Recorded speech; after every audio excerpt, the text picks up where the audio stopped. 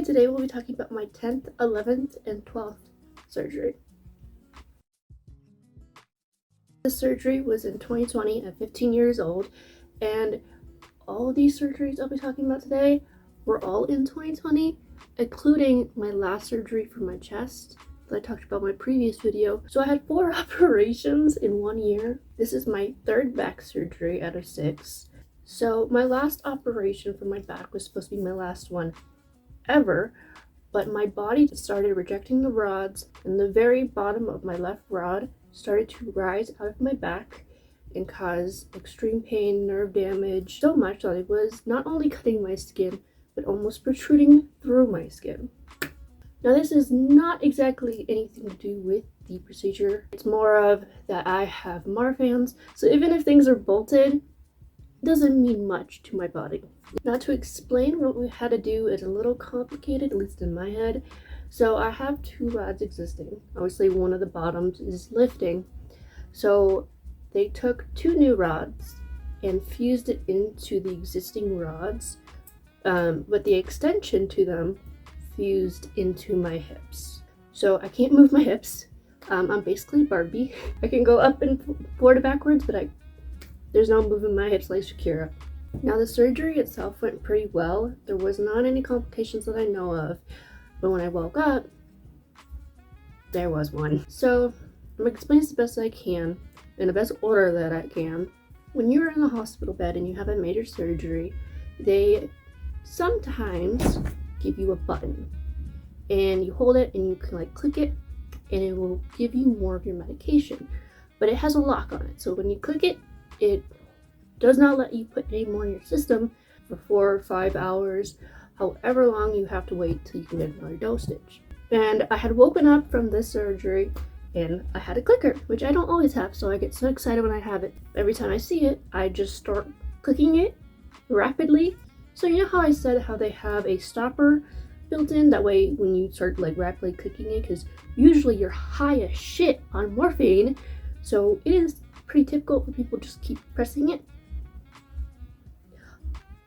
Mine malfunctioned and the stopper was not working, if you could see where this is going. So I would rapidly click it, and mind you, everyone knows this. The nurse is watching me do this, everyone's laughing. Nobody knows that it's broken. A little bit goes by, I'm really fucking high, and then I don't remember anything. And I just have to go off of what I was told, and apparently people realized that the clicker was broken and I was overdosing on morphine. I don't even know how much was in my system, and the doctors had told my family that if I passed out, I would go into a coma. Again, I don't remember any of this because I was so out of it, but in order to try and attempt to keep me awake, they had me sing Elvis for hours till enough flushed out of my system to be stabilized again. That's fine. That's great that they found a way to keep me awake, but they filmed it. Nobody will ever find that footage. Oh my gosh. Oh. Now this is the 11th operation, but this is the same story. I still just got done being high as shit off morphine, and I'm starting to get better. I'm starting to get ready to go home. And if you don't know what a blood drain is, it is something that when you typically, I think I've only had it for back surgeries, but it goes into your spine and it just collects blood, excess blood, any that's dripping out of you, if it's inflammation, just to take care of it and clean it. So in order to take the blood drain out, you just turn over to your side and a doctor slowly pulls it out of your spine. Not the funnest. So it was time to take my blood drain out. I was so excited because when you get your blood drain, your IV out, you're almost out of the goddamn gulag. All right, you're almost done. And the nurse starts pulling the blood drain out of me. And this dude is really struggling. And I don't know how to explain to you what it felt like or the pain that I was experiencing, but he is just tugging and tugging on this blood drain, and it's not coming out of my back. And I am dude, I've had a lot of these. Something is wrong. This hurts a lot. You're taking weight. Like, dude, something's wrong. He doesn't listen to me, of course. No. He just kept going and going. Dude was just not stopping. And he just takes a minute and pauses. And either he says it straight then, or he goes to like a doctor or another nurse and talks to them and comes back. I was kind of distracted, so I don't exactly remember how we got this information, but turns out somebody had sewn the blood drain into my back. So when he was pulling and pulling, it was sewn into me. It was not going anywhere. So I was told I have to go back into surgery to get it removed. But I went in and they took it out. They had to cut a bit of my incision again.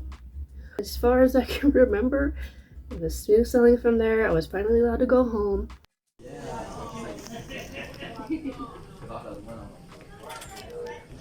So I had to have 2 surgeries within the same surgery date.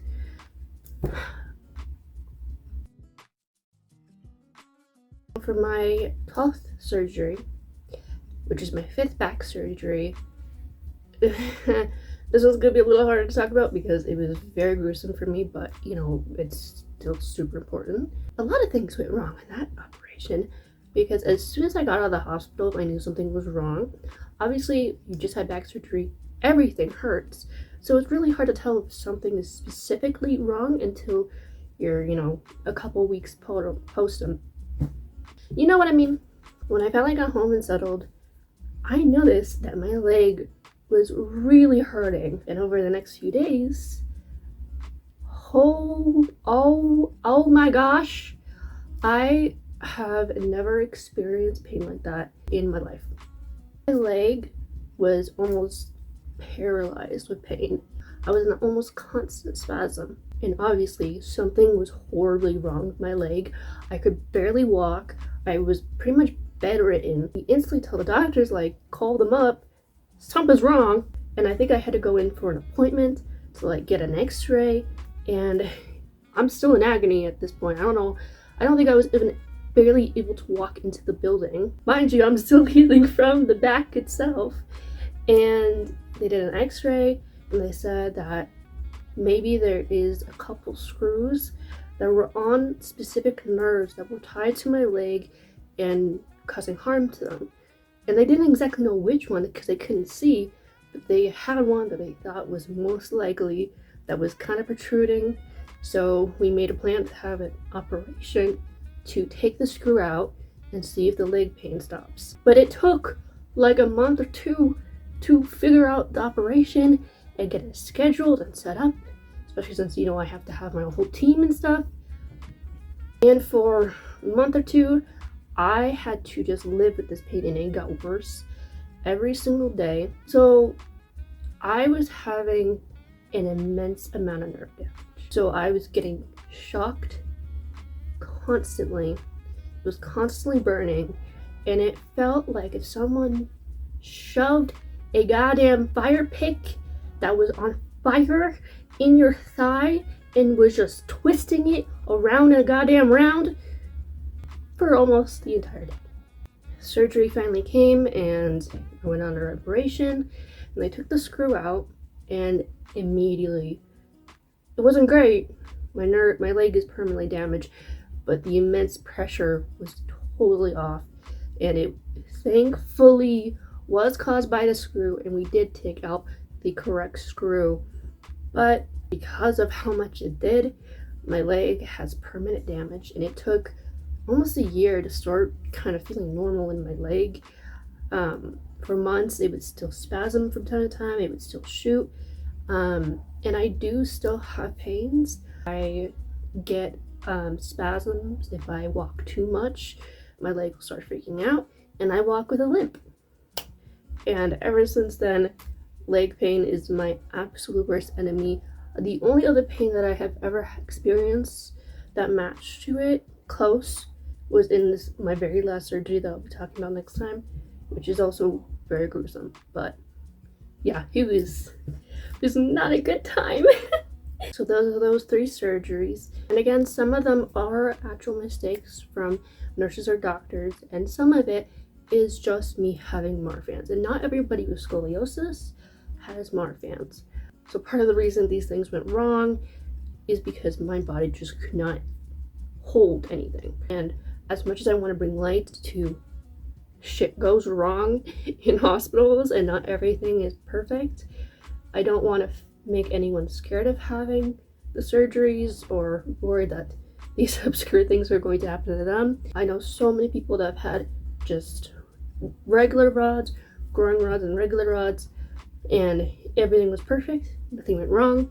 Even though I have been through all these things and I have to do it so many times, I would be dead if I did not have the rods put in place. My scoliosis is so bad that either I was going to become paralyzed, or because I would curl in on myself so much and my bones would be shifting and crushing everything, then I'd just die. So when in doubt, I will always choose the surgery, even if there are complications, even if it takes a long time.